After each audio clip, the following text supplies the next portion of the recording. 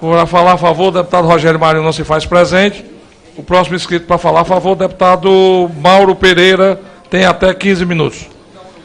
Senhor presidente, deputado Danilo Forte, nossos colegas deputados aqui presentes, meu amigo relator Darciso Perondi e sociedade brasileira. Esse assunto que nós estamos tratando, PEC 241, é, sem sombra de dúvidas, um dos trabalhos, um dos projetos que nós devemos fazer e precisamos fazer com muito orgulho, com muita satisfação. Deus está nos dando esta oportunidade. Por que que eu digo isso?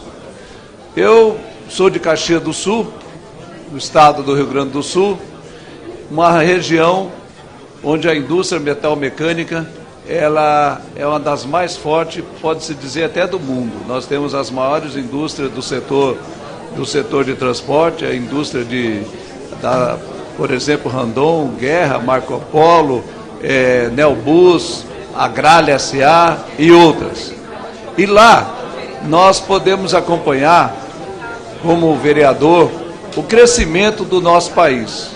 O nosso país, no momento que nós tivemos a inflação que chegou a 85% até na década de 90, que levou uma crise enorme no nosso país, um desabastecimento. Depois veio o Plano Real, que foi implantado pelo nosso presidente Itamar Franco, e tinha como seu ministro Fernando Henrique Cardoso, e em seguida nós tivemos o nosso presidente Fernando Henrique, que foi onde deu a sustentação com o Plano Real. Aí veio a época do governo Lula. O governo Lula que pegou o país saneado depois da gestão Itamar Franco, Fernando Henrique Cardoso. E aí veio o crescimento econômico do Partido dos Trabalhadores, que tinha à sua frente os ministros Guido Mantega, os ministros Palocci. E esse crescimento econômico veio a euforia. A euforia, ela foi em especial durante o governo do presidente Lula para a eleição da presidenta Dilma. Logo em seguida, a presidenta Dilma, para se reeleger, ela usou todos os artifícios que estavam ao seu alcance. A ex-presidenta Dilma Rousseff, ela reduziu juros, ela aumentou o prazo para que o povo pudesse comprar bens duráveis. Os nossos empreendedores buscou dinheiro nos bancos, como o BNDES, para investir, e investiu muito. Nós temos empresas que construíram indústria no Espírito Santo, Rio de Janeiro, Araraquara, tudo. Era um momento de euforia. A presidenta Dilma ganhou a eleição.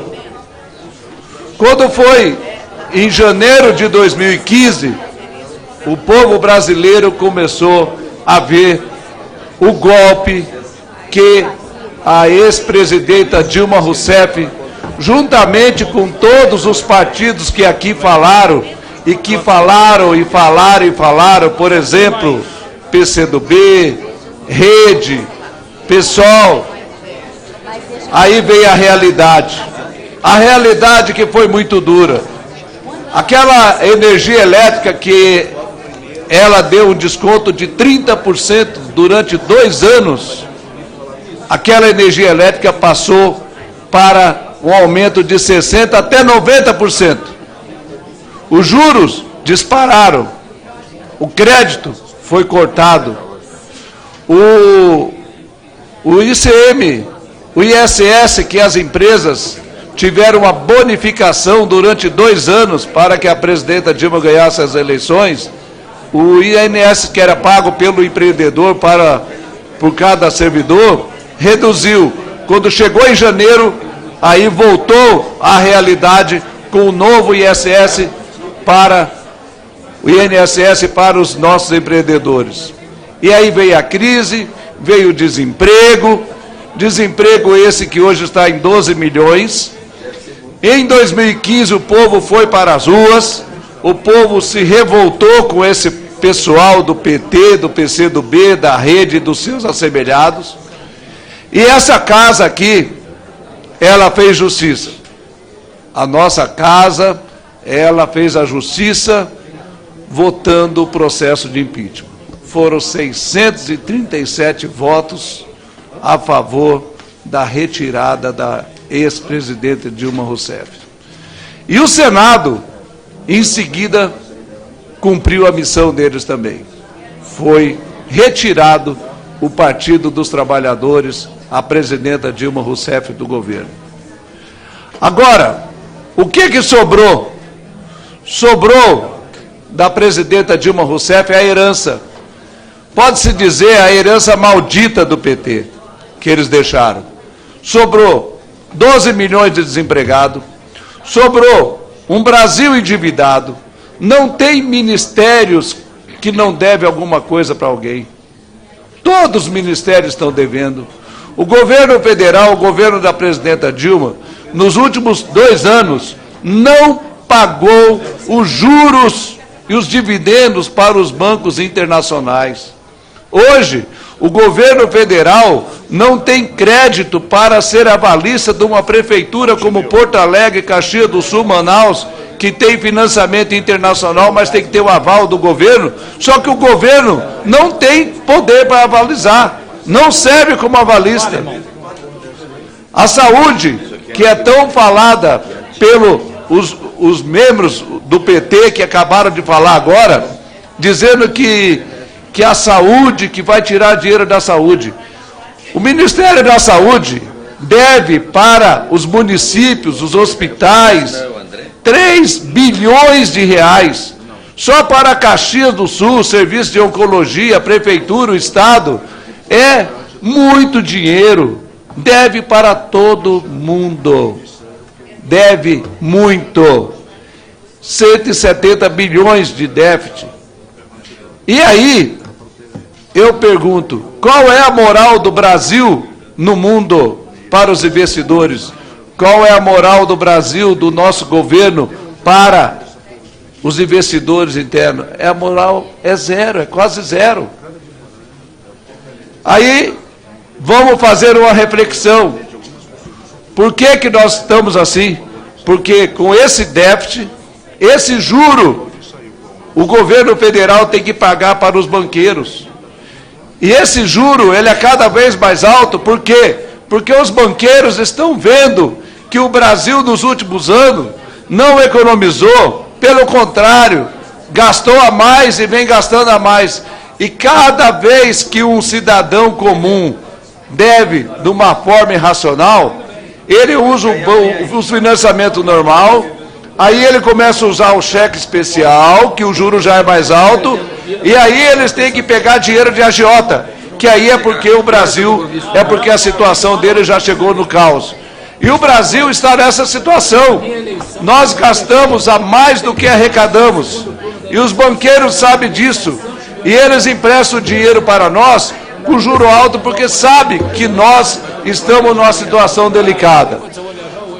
Com essa atitude, nós vamos, se continuar da forma com que estamos, nós vamos continuar, nós vamos ficar igual um país vizinho aqui, que todo mundo conhece.